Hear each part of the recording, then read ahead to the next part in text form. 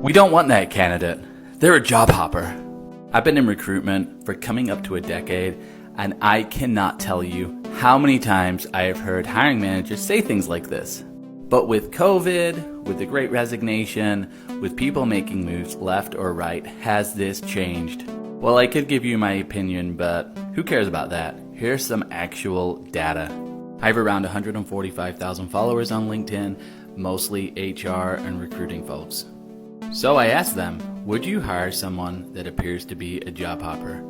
We got almost 2,200 votes, and look at that, an overwhelming yes. In fact, 82% of people said they would. Let's look at some of the comments. Pete said, it depends. Yes, Pete, that is a safe answer. But he said in interviews, he likes to dig in and ask the question. So if you're interviewing and you know you've got some short tenures, make sure you have a story that you can tell. Make sure you have a reason. Whatever you do, don't make it negative. Don't talk bad about the employer. This one is one of my favorites. This is Amy Miller. She leads a recruiting team at Amazon. She says, abso-freaking-lutely. If the person has the skills and abilities required to do the job, I'm going to put them in front of the hiring manager and learn more. We can't tell someone's full story or the circumstances from a piece of paper. So dig a little deeper before assuming. That is recruiting 101. Couldn't have said it better.